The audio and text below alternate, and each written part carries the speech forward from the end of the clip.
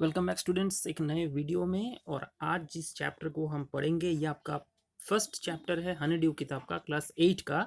इस चैप्टर का नाम है the best Christmas present in the world, यानी कि दुनिया का सबसे अच्छा क्रिसमस प्रेजेंट।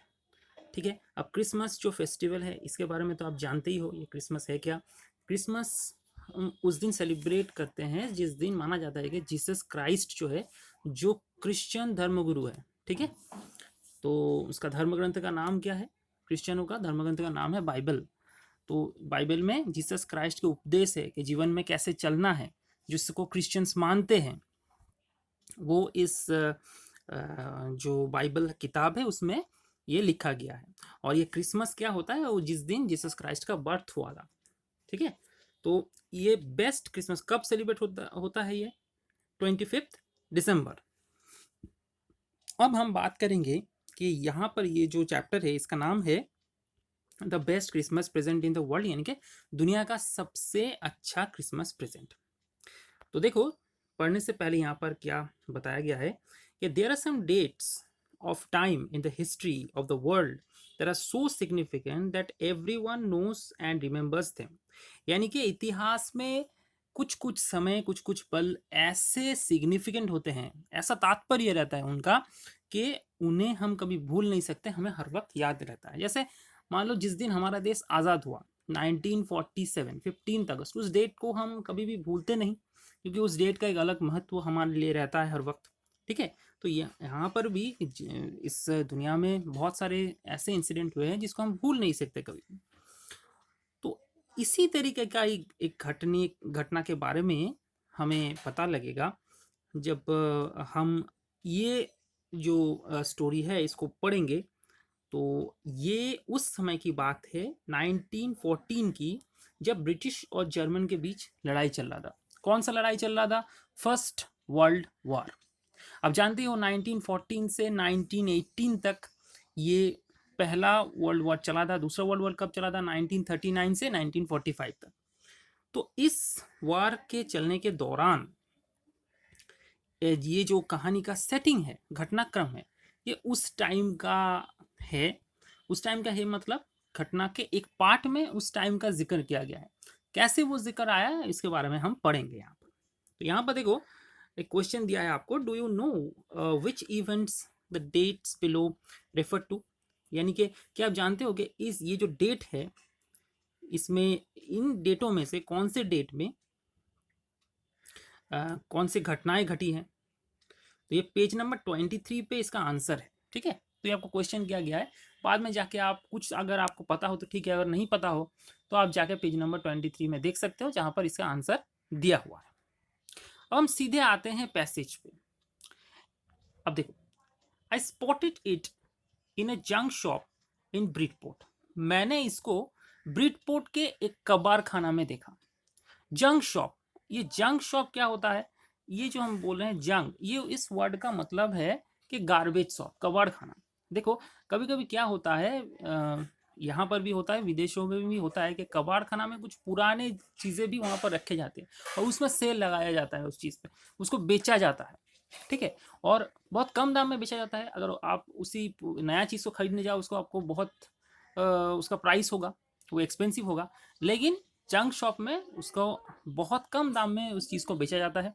तो कुछ लोग क्या उसको खरीद भी लेते हैं। तो ये जो ऑथर हैं वो भी इस ताक में थे कि वो एक रोल टॉप डेस्क खरीदेंगे। तो आखिरकार उन्हें एक रोल टॉप डेस्क मिला ब्रिटपोर्ट जो एक शहर है उसके एक जंक शॉप में, कबाड़ खाना में उसे एक रोल टॉप डेस्क मिला, ठीक है। रोल टॉप डेस्क कैसा डेस्क होता है? रोल टॉप डेस्क एक बहुत बड़ा डेस्क होता है जिसमें दोनों तरफ बहुत सारे ड्रॉयर्स होते हैं, ठीक है। बीच में से खाली सा जगह होता है, दोनों टाइप ड्रॉयर होते हैं और ऊपर में एक ऐसा पैसेज होता है जिस जो कवरिंग होता है, ठीक है। उसमें भी आप बहुत सारे चीज़ रख सकते हो। तो आप इंटरनेट पे जाके देखोगे रोल टॉप डेस्क कैसा दिखने में होता है, ठीक है। इसमें बहुत सारी चीज़ें रख सकते हो। तो the man said it was early 19th century. जो बेच रहा था उसने कहा कि ये अर्ली 19th सेंचुरी का है। अब अर्ली 19th सेंचुरी का मतलब 19th सेंचुरी कब से लेकर कब तक हम मानेंगे? 1800 से 1899 ये समय काल को हम मानेंगे 19th सेंचुरी। ठीक है, तो ये 19th सेंचुरी है। अब ये बोला कि 19th सेंचुरी के समय काल का है एंड ओक का बना हुआ है। ओक जो पेड़ होता है उसके लकड़ी से ये बना हुआ है। तो आई हैड वांटेड वन, मुझे एक रोल टॉप डेस्क की जरूरत थी, but they were far too expensive, लेकिन रोल टॉप डेस्क बहुत एक्सपेंसिव था, बहुत कीमती था। दिस वन, ये जो मुझे मिला है, this one was in bad condition, इसका हालत बहुत अच्छा नहीं था, बहुत खराब स्थिति में था ये, और इसीलिए इसका दाम कम है। तो the roll top in several pieces, ऊपर में जो रोल टॉप होता है उसके टुकड़े टुकड़े हो गए होते हैं, और वन लेग, एक पैर जो है क्लमसिली मेंटेड। क्लमसिली मतलब क्रूडली, क्रूडली का मतलब क्या होता है, मतलब जिसको ऐसा तरीके से रिपेयर किया गया है जो रिपेयर करने में एक्सपर्ट नहीं है। ऐसा लगता है कि जो जिसने भी इसका रिपेयर किया हो वो रिपेयर करने में एक्सपर्ट नहीं है, किसी भी तरीके से जैसे तैसे करके उसको रिपेयर किया है, क्लमसिली मेंडेड। ठीक है, Scotch marks all down one side, इसके एक साइड पे जलने के निशान है, मतलब कभी भी आग में ये एक बार जला था, रोल टॉप डेस्क में कभी भी आग लग गई थी, उससे उसके वहां पर दाग पड़ गए हैं। तो it was going for very little money, इसीलिए इसे बहुत कम पैसे में बेचा जा रहा है। I thought I could restore it, मैंने सोचा कि मैं इसको रिस्टोर कर सकता हूँ। मतलब रिस्टोर करना क्यों, मतलब फिर से इसके उसी हालत में जैसा ये पहले था उस हालत में मैं ला सकता हूँ। It would be a risk, ये पुराने चीज़ को एक नए जैसा बनाना ये बहुत रिस्की काम होता है। अ चैलेंज, ये एक चैलेंज है, but I had to have it, लेकिन मुझे ये चैलेंज लेना ही होगा, क्योंकि ऑथर बहुत एक्सपेंसिव चीज़ें खरीद नहीं सकते उस, और जो अगर पुराने भी सामान हो उसका भी बहुत सारा प्राइस है, लेकिन यही उसने उनको सस्ते में मिला है, तो किसी भी तरीके से इसको रिपेयर करके काम चल जाएगा। हाँ, ये इसमें रिस्क तो है, लेकिन वो किसी भी तरीके से मैनेज कर लेंगे। I paid the man and brought it back to my work room at the back of the garage. तो मैंने क्या किया, मैंने पैसा दे दिया उस इंसान को, और फिर मैं उसको खरीद के लाया, और मैं brought it back to my work room at the back of the garage. यहाँ पर गैरेज क्या है, जो गराज होता है वो घर का गराज में हम गाड़ी रखते हैं। ठीक है, घर हमारा जो गाड़ी है वो गराज में रहता है, इस गराज के ठीक पीछे वाले जो हिस्सा है उसमें एक वर्करूम था। वर्करूम मतलब अगर आप घर का कोई छोटा मोटा काम कर रहे हो तो उस रूम में आप कर सकते हो। तो ये एक वर्क रूम जो था, तो मैंने वर्क रूम में इसको लेके आया। I began work on it on Christmas Eve. Christmas Eve मतलब क्रिसमस के पहले वाला इवनिंग या पहले वाला दिन, यानी कि 24 दिसंबर मैंने काम शुरू कर दिया इसके ऊपर। तो मैंने क्या किया, I remove the roll top completely and pulled out the drawers. ऊपर का जो रोल टॉप पूरी तरीके से मैंने हटा दिया, कि उसके तो टुकड़े टुकड़े हो गए थे। The veneer had failed, had lifted almost every year. Veneer मतलब क्या होता है, देखो यहाँ पर इसका मीनिंग दिया हुआ है, a thin layer of plastic और डेकोरेटिव वुड। ऊपर में एक ऊपर में एक डेकोरेटिव वुड रहता है, ठीक है, उसका एक लेयर रहता है। तो सभी जगह से वो उठ चुका था। आप एक प्लाई बोल सकते हो, प्लाई तो आप जानती हो। तो उसको मैंने क्या किया कि रोल टॉप को मैंने कंप्लीटली, रोल टॉप जो है उसको कंप्लीटली मैंने वहाँ से हटा दिया, और ड्रॉयर को मैंने एक एक करके बाहर निकालना शुरू किया। इसमें जो डेकोरेटिव वुड का जो कवरिंग था वो कई जगहों पर उखड़ चुका था। It looked like water damage to me. मुझे लगा कि ये जो प्लाई खराब होता था, बार बार पानी गिरने से वो लकड़ी जो है कि ना खराब होने शुरू हो जाता है।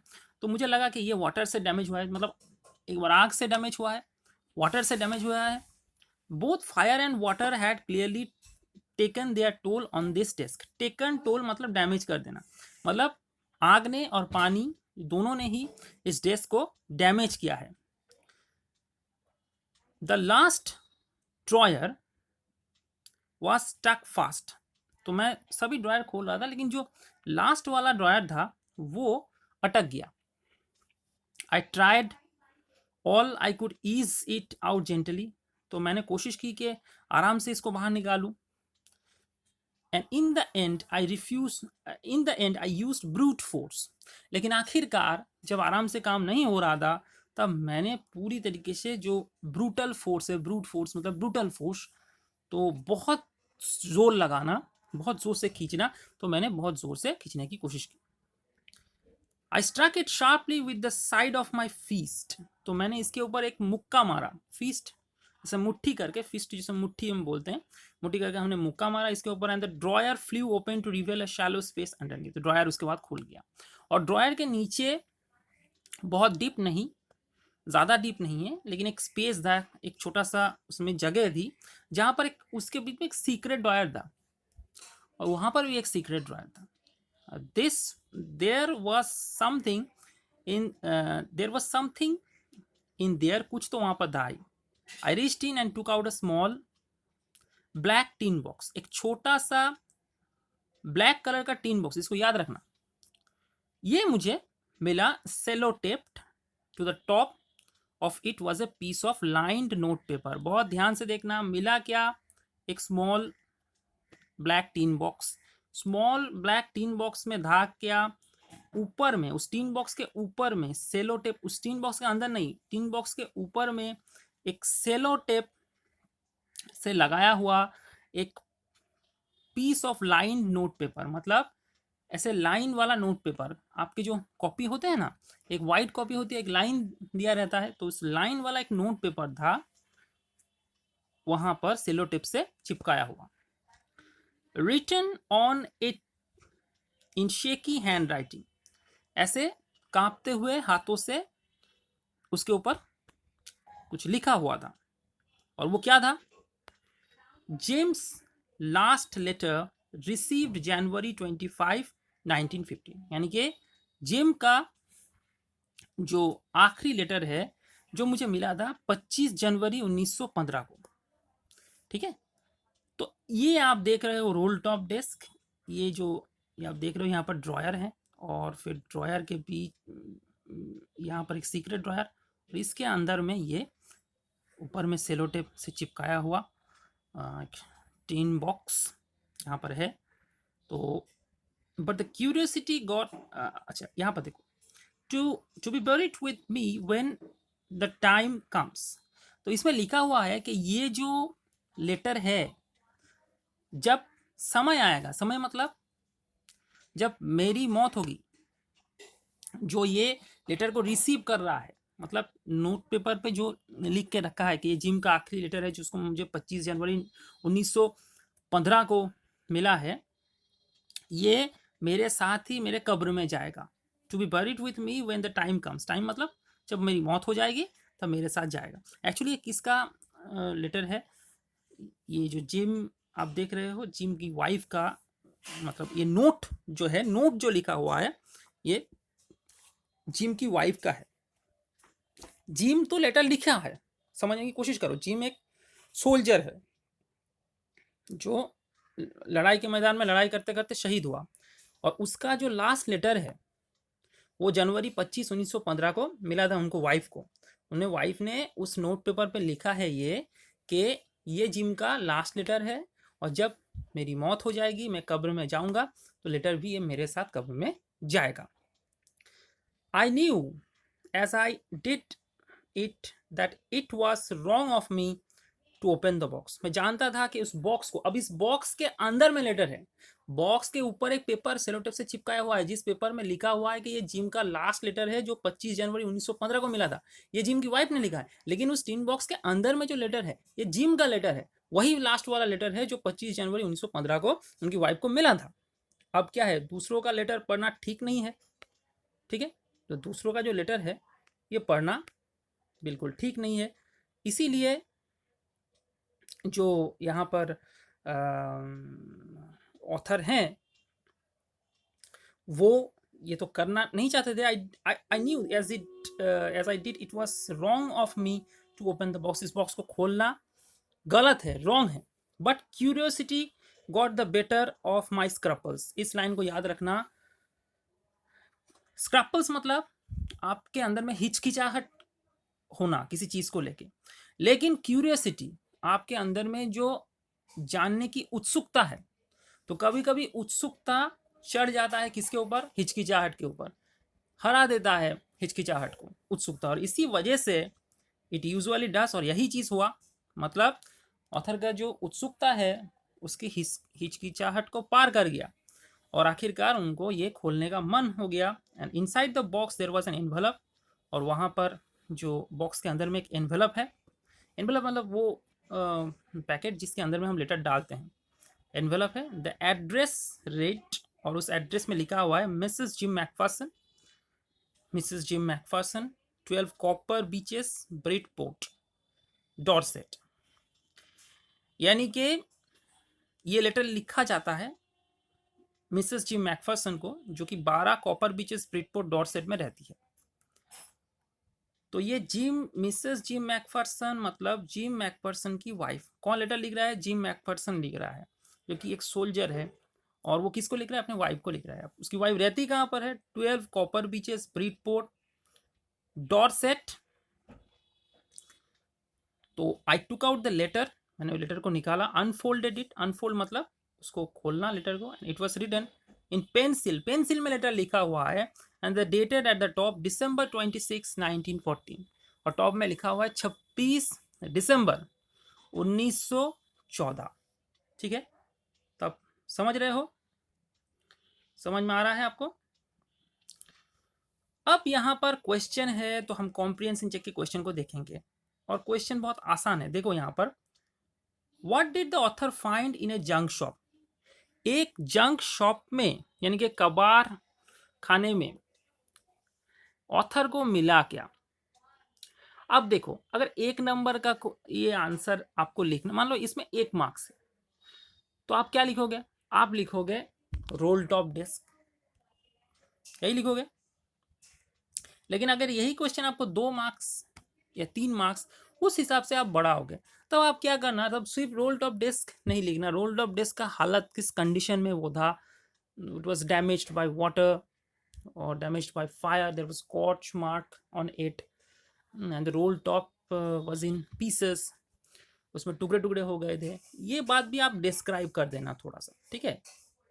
तो ये फिलहाल तो ये 1 या 2 मार्क्स का आ सकता है। 1 मार्क्स में सीधा रोल टॉप डेस्क लिखोगे, 2 मार्क्स आएगा तो उसको थोड़ा सा डिस्क्राइब कर दोगे।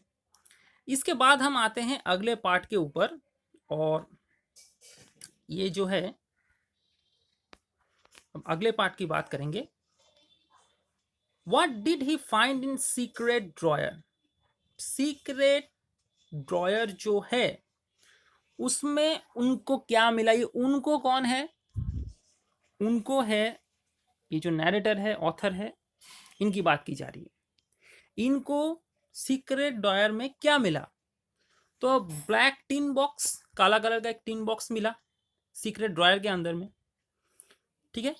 And upon it there was a sellotape note paper, एक सेलोटेप नोट पेपर मिला, ठीक है। तो ये है, what do you think had put it in there?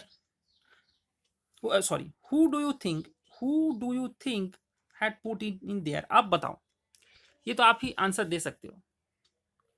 उस टीन बॉक्स को वहां पर किसने रखा? किसने रखा होगा? जिम की वाइफ में रखना होगा। लेटर जिम ने भेजा है, जिम की वाइफ को मिला है, तो ये रोल टॉप डेस्क है वो जिम की वाइफ का ही होगा। अब जिम की वाइफ जो है वो ये जो टिन बॉक्स है इसको यहाँ पर रख दिए हैं इस सीक्रेट ड्रायर के ऊपर। सीक्रेट ड्रायर में क्यों रखा है? क्योंकि ये पर्सनल चीज़ है, इसे सीक्रेट ड्रायर में रखा गया है, और बहुत संभाल के रखा गया है क्योंकि ये उसकी मेमोरी है, ठीक है। अब जो अगला पार्ट है, इस अगले पार्ट में क्या किया गया है? ये लेटर को पूरा बताया गया है कि उस लेटर में क्या लिखा हुआ था। नरेटर ने उस लेटर को पढ़ना शुरू किया, ठीक है। तो अब देखो, हम इसको आप पढ़ेंगे, तो इसको बहुत ध्यान से आप देखना। डियरेस्ट कॉनी, अब एक नाम यहां पर हम लोगों को मिला। नाम कौन सा है? कॉनी। कॉनी कौन है? कॉनी मैकफर्सन, जिम मैकफर्सन के वाइफ का नाम है कॉनी मैकफर्सन। मैं आपको एक चीज बता दूं, जिम, आप उनकी वाइफ को मिसेस जिम मैकफर्सन लिख सकते हो, या आप मिसेस मैकफर्सन लिख सकते हो, या कॉनी मैकफर्सन लिख सकते हो। तो मेरा सबसे अच्छा यही होगा, आप कॉनी मैकफर्सन लिखो तो ही अच्छा है, इसमें उसका नाम है, क्योंकि आपको बार बार नाम भी याद रहेगा। I write to you in a much happier frame of mind because something wonderful has just happened। तो मैं आपको बहुत खुश होके ये लिख रहा हूं, क्योंकि एक बहुत अच्छी घटना घटी है। तो I write to you in a much happier frame of mind because something wonderful has just happened that I must tell you about at once।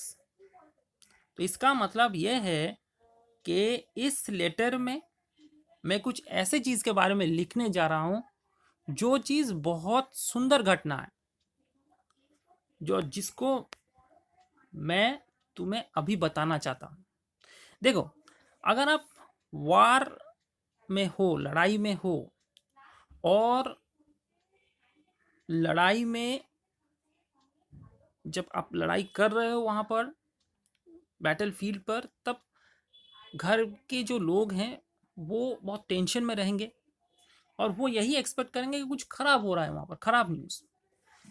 तो ये जो जिम मैकफर्सन है, उनके हस्बैंड है, उनको ये पता है कि उनकी वाइफ क्या सोच रही है उनके बारे में, और इसलिए अगर कोई चीज अच्छा होता तो वो जरूर शेयर करना हो, क्योंकि वार के जो फ्रंट है, उस वार फ्रंट में सब कुछ बुरा ही होता है।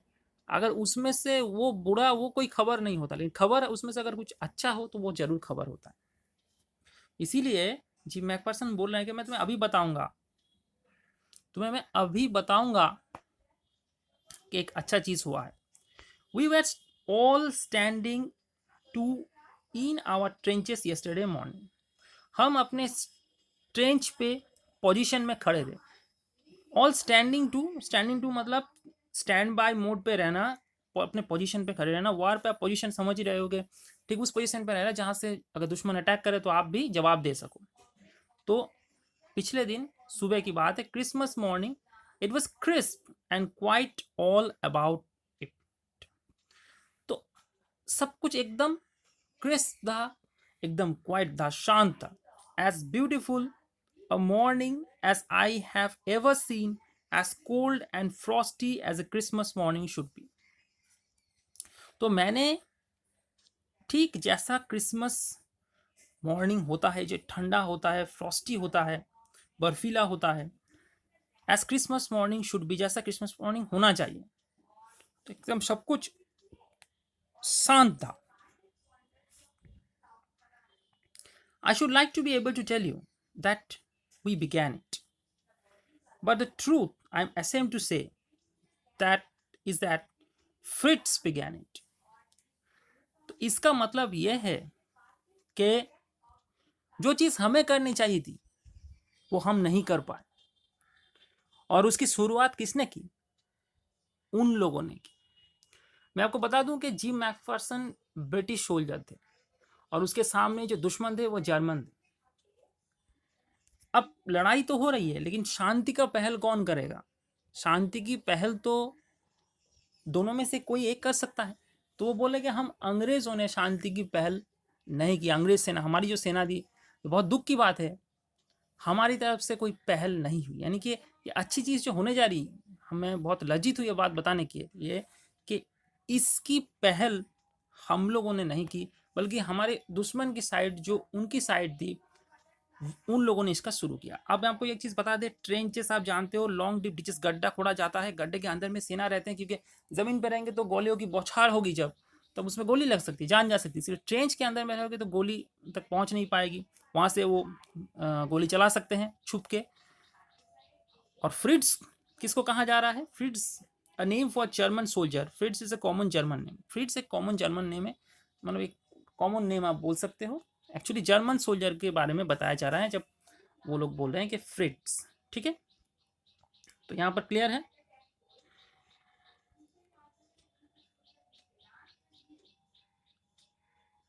I should like to be able to tell you that we began it, but the truth I am ashamed to say that Fritz began it.